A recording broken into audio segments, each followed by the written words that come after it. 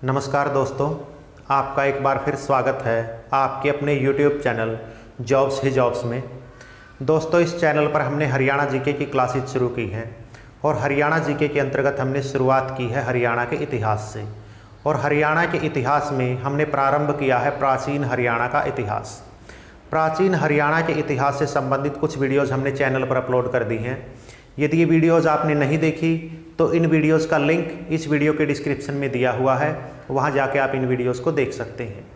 प्राचीन इतिहास के अंतर्गत हमारा टॉपिक चल रहा है महाभारत, और महाभारत से संबंधित 3 वीडियोज़ हमने चैनल पर अपलोड कर दी हैं। पिछली वीडियो में हमने चर्चा की थी महाभारत युद्ध के 5 प्रमुख पात्रों युधिष्ठिर, भीम, अर्जुन, नकुल, सहदेव और इसके अलावा द्रौपदी के बारे में। उसी क्रम में आज हम चर्चा करेंगे पांडव पक्ष के जो अन्य प्रमुख पात्र हैं उनके बारे में।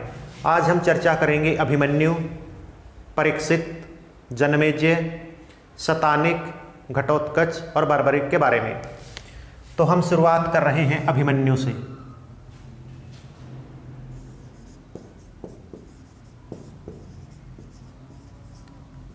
अभिमन्यु के पिता का नाम है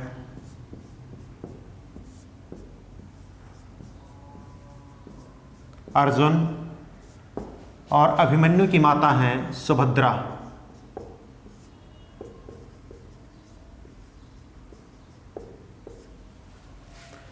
महाभारत युद्ध के 13वें दिन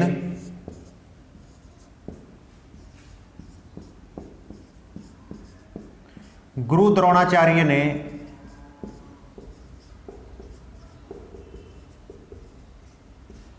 चक्रव्यूह की रचना की थी। महाभारत युद्ध के 13वें दिन गुरु द्रोणाचार्य ने चक्रव्यूह की रचना की थी और इस चक्रव्यूह को भेदना केवल 3 लोग जानते थे, भगवान श्री कृष्ण, अर्जुन और अभिमन्यु। चूँकि भगवान श्री कृष्ण और अर्जुन युद्ध के दौरान दूर छोर पर संघर्ष कर रहे थे तो पांडवों ने चक्रव्यूह को भेदने के लिए अभिमन्यु को भेज दिया। लेकिन अभिमन्यु के साथ एक समस्या थी कि अभिमन्यु चक्रव्यूह के अंदर घुसना तो जानते थे लेकिन बाहर निकलना नहीं जानते थे। अभिमन्यु ने चक्रव्यूह भेदन की जो कला है वो अपनी माता के गर्भ से सीखी थी, अपनी माँ सुभद्रा के गर्भ से ही सीख ली थी। एक दिन अर्जुन सुभद्रा को चक्रव्यूह भेदन के बारे में बता रहे थे और जैसे ही अर्जुन सुभद्रा को चक्रव्यूह से निकलने की विधि बताने वाले थे, सुभद्रा को नींद आ गई। तो उसके बाद आगे की जो विधि है वो अर्जुन ने सुभद्रा को नहीं बताई। तो गर्भ के दौरान अभिमन्यु चक्रव्यूह के जो 6 द्वार हैं उनको खोलना सीख चुके थे, लेकिन जो 7वां द्वार है जहाँ से योद्धा को चक्रव्यूह भेदने के बाद निकलना होता है उसकी विधि नहीं जान पाए। तो महाभारत युद्ध के 13वें दिन गुरु द्रोणाचार्य के चक्रव्यूह को भेदने के लिए अभिमन्यु ने चक्रव्यूह में प्रवेश किया और इन्होंने चक्रव्यूह के 6 द्वारों को भेद दिया, लेकिन जो 7वां द्वार था उसको वो नहीं भेद पाए और 6 कौरव योद्धाओं ने मिलकर अभिमन्यु का वध कर दिया। तो यहाँ से एक प्रश्न बनता है कि महाभारत युद्ध के दौरान अभिमन्यु की मृत्यु किस दिन हुई? 13वें दिन। और कई बार ये भी पूछा जाता है कि अभिमन्यु महाभारत युद्ध के दौरान किस स्थान पर चक्रव्यूह में फंसे थे? तो उस स्थान का नाम है अमीन गांव। और अमीन गांव का वर्तमान नाम क्या कर दिया गया है? अभिमन्युपुर। अमीन गांव का वर्तमान नाम क्या है? अभिमन्युपुर। तो यहाँ से 2-3 प्रश्न बनते हैं। अभिमन्यु कौन थे? अर्जुन और सुभद्रा के पुत्र थे। अभिमन्यु ने चक्रव्यूह को भेदने की कला कहाँ से सीखी थी? अपनी माँ के गर्भ से सीखी थी। अभिमन्यु जो है महाभारत के किस दिन वीरगति को प्राप्त हुए? 13वें दिन। और चक्रव्यूह में जो है किस स्थान पर फंसे थे ये? अमीन गांव, जिनका वर्तमान नाम अभिमन्युपुर है, वहाँ पर ये चक्रव्यूह में फंसे थे। चक्रव्यूह की रचना किसने की थी? गुरु द्रोणाचार्य ने। अभिमन्यु के बाद अगला प्रमुख पात्र है परीक्षित।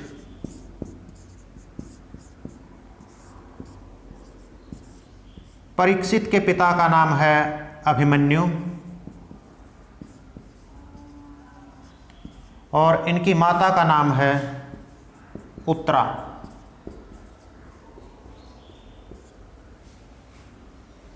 परीक्षित कौन थे? अभिमन्यु और उत्तरा के पुत्र। परीक्षित का जन्म जो है वो बहुत महत्वपूर्ण है।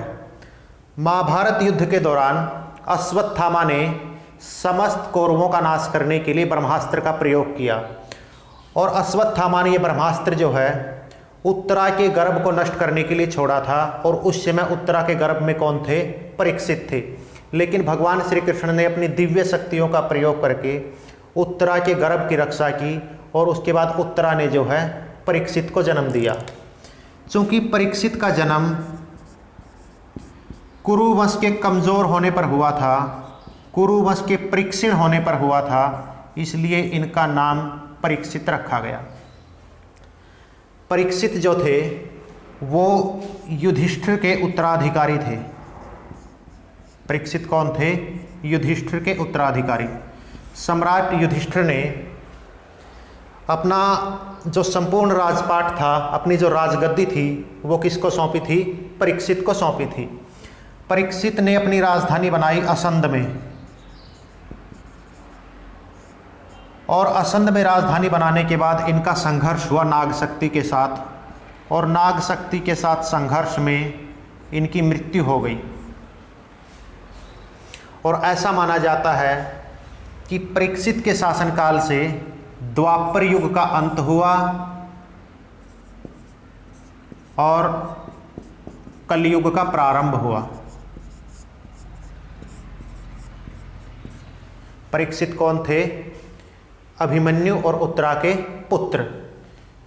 उत्तरा के गर्भ में जब परीक्षित पल रहे थे तो अश्वत्थामा ने उत्तरा के गर्भ को नष्ट करने के लिए ब्रह्मास्त्र का प्रयोग किया, लेकिन भगवान श्री कृष्ण ने अपनी दिव्य शक्तियों के प्रयोग से उत्तरा के गर्भ की रक्षा की। चूँकि परीक्षित का जन्म कुरुवंश के कमज़ोर होने, कुरुवंश के परीक्षण होने पर हुआ था, इसलिए इनका नाम परीक्षित रखा गया। परीक्षित सम्राट युधिष्ठिर के उत्तराधिकारी थे और इन्होंने अपनी राजधानी बनाई असंध करनाल में, लेकिन नाग शक्तियों से संघर्ष के कारण ये वीरगति को प्राप्त हो गई। और ऐसा माना जाता है कि परीक्षित के शासनकाल से द्वापर युग का अंत और कलयुग का प्रारंभ हुआ है। परीक्षित के बाद कुरुवंश का शासन संभाला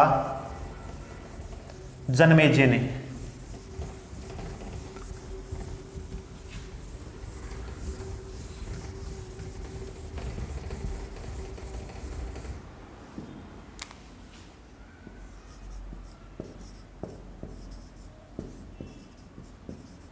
परीक्षित के बाद कुरुवंश की सत्ता किसने संभाली? जनमेजय ने। जनमेजय के पिता का नाम था परीक्षित और इनकी माता थी मद्रावती। जनमेजय के पिता कौन थे? परीक्षित थे और इनकी माता कौन थी? मद्रावती।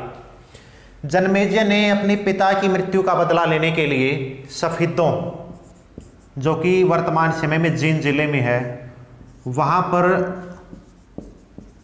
सर्प दमन यज्ञ किया।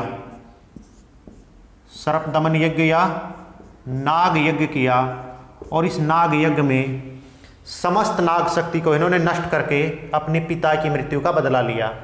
इसके बाद जनमेजय ने अपनी राजधानी बनाई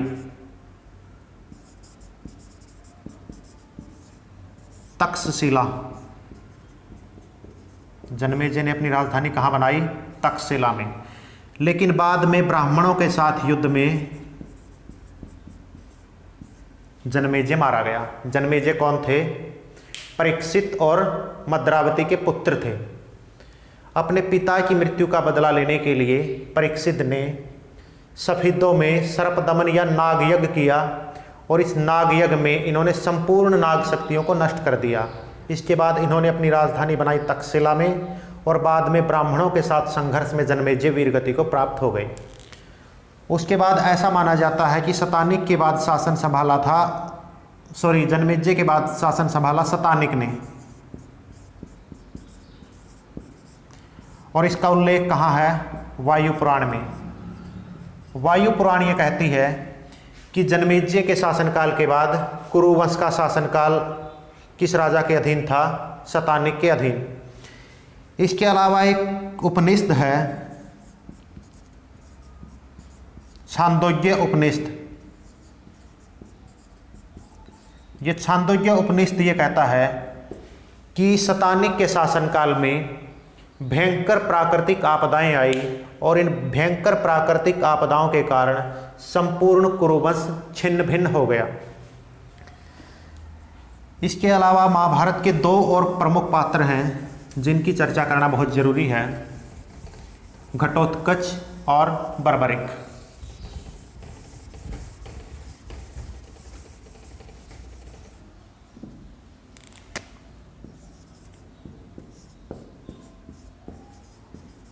घटोत्कच कौन थे? भीम और हिडिंबा के पुत्र।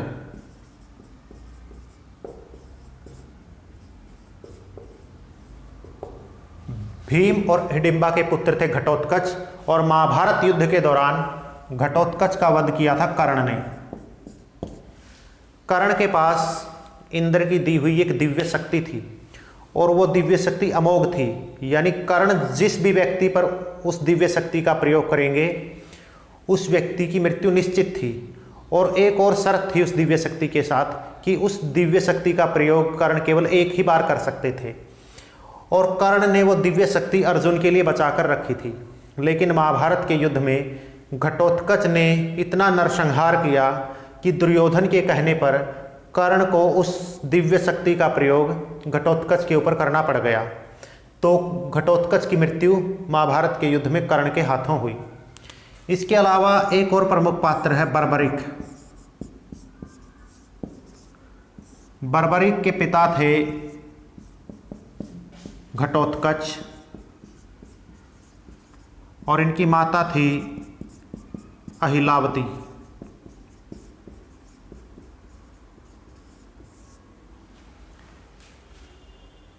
बर्बरिक जो थे महाभारत के ऐसे योद्धा थे, यदि ये जिस भी पक्ष की तरफ से लड़ते तो कुछ ही मिनटों में महाभारत का युद्ध समाप्त कर सकते थे। और भगवान श्री कृष्ण को इनकी शक्तियों के बारे में पता था।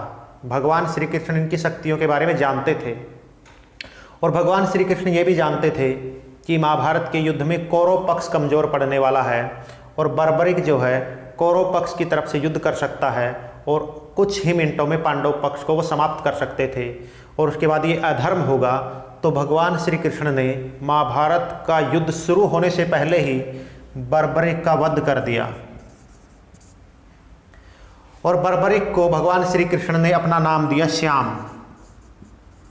बर्बरिक को वर्तमान समय में हम खाटू श्याम जी महाराज के नाम से जानते हैं, और बर्बरिक को श्याम की उपाधि किसने दी थी? भगवान श्री कृष्ण ने। तो ये तो थे आज के हमारे महाभारत के प्रमुख पात्र, अभिमन्यु, परीक्षित, जनमेजय, शतानिक, घटोत्कच और बर्बरिक। आज के लिए इतना ही। आगे की वीडियो में हम महाभारत के जो अन्य पात्र हैं कौरव पक्ष के और उसके अलावा गुरु द्रोणाचार्य, कृपाचार्य, इनके बारे में चर्चा करेंगे। तो आज के लिए इतना ही। यदि ये वीडियो आपको पसंद आई हो तो वीडियो को लाइक कीजिए, कमेंट कीजिए, शेयर कीजिए और चैनल को सब्सक्राइब करना ना भूलें। नमस्कार, जय हिंद, जय भारत।